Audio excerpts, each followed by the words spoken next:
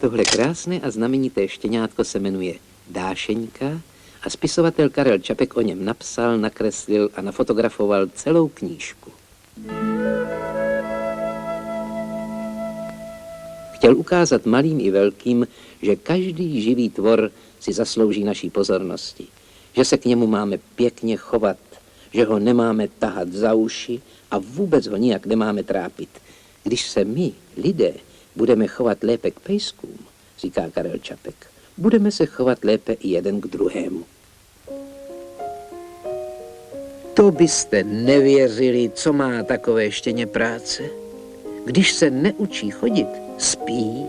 Když nespí, učí se sedět. A to není jen tak.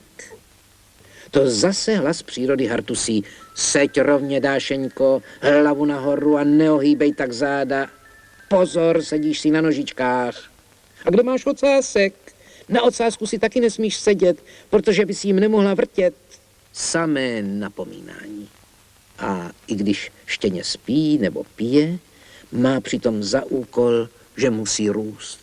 Každý den mají být nohy o něco delší a silnější a krk o něco vytáhlejší a čumáček o něco zvědavější. To víte. A musí se umět stříhat ušima, hýbat ocáskem, hlasitě kvičet a kdesi cosi. Život štěněte je ukrutně složitý. Teď mu zase rostou zuby. Nejdřív byly jako krupičky, ale ničko nějak rostou do špiček. Čím jsou špičatější, tím mocněji propuká v Dášeňce potřeba zaměstnávat se kousáním. Naštěstí jsou na světě věci neobyčejně vhodné ke kousání, například máminy uši nebo lidské prsty. Nejhůř je na tom matka Iris. Má břicho do krve rozkousané Dášenčinými zuby a rozdrásané jejími drápky. Kojí věrně tu malou surovkyni, surovečku, surovnici, surovčici, surovinku, safra, jak by se mělo říkat holčičce od surovce.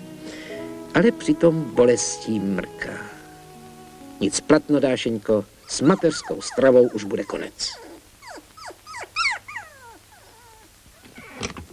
Pojď sem, malá, tady máš misku s mlíčkem.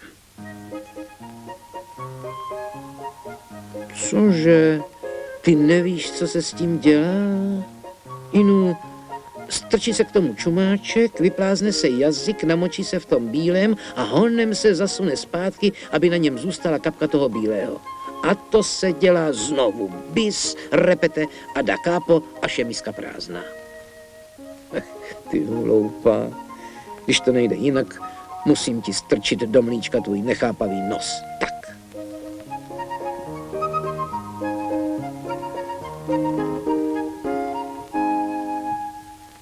Dášeňka je zdrcena násilím, které se na ní stalo. Ale na mou kutě, ono je to dobré. A teď už ji nic nezdrží. Za pár dní bude Dášeňka vylizovat misku, jako když bičemrská, a přitom vůči hledně poroste jako z vody. A co dím, jako z mléka. Tož si z ní, děti, vemte příklad a pilně jeste, abyste rostli a sílili na duchu i na těle. A teď ještě pohádku.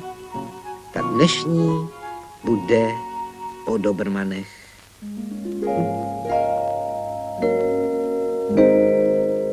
Už víme, že foxteriéři si dávají useknout ocásky na památku svého slavného předka, bohatýra Foxlíka Velikého. Pravda, někteří jiní psi mají také useknuté ocásky, například Dobrmani. Však víte, jak vypadá Dobrman? Ne? Je to takový černý nebo hnědý halama, samé nohy a ocásek má ufiknutý u samého zadečku. Ale to není památka po Foxlíkovi. Kde pak? To byl jednou jeden Dobrman a měl takové hloupé jméno Astor, nebo Felix, tak nějak. A ten Astor, nebo Felix, byl tak hloupý, že si neuměl jinak hrát, než si honil do kolečka svou vlastní oháňku.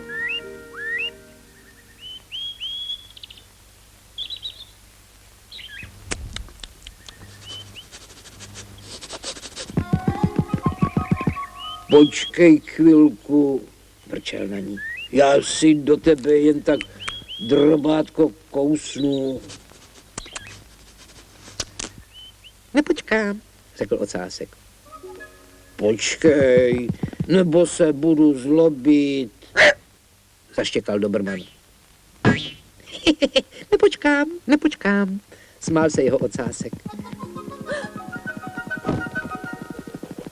Když nepočkáš, tak tě sežeru, hrozil Dobrman. A nesežereš. Sázel se ocásek. Ne.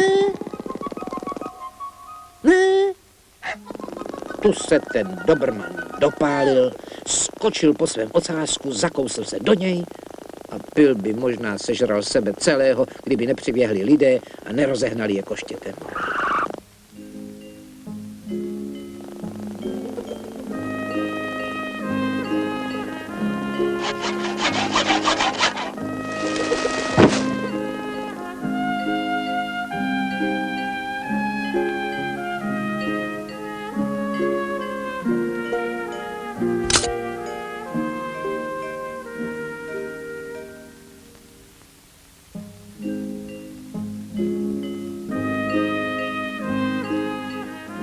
Od té doby lidé usekávají Dobrmanům ocásky u samého zadečku, aby si je ti Dobrmaní nemohli sežrat.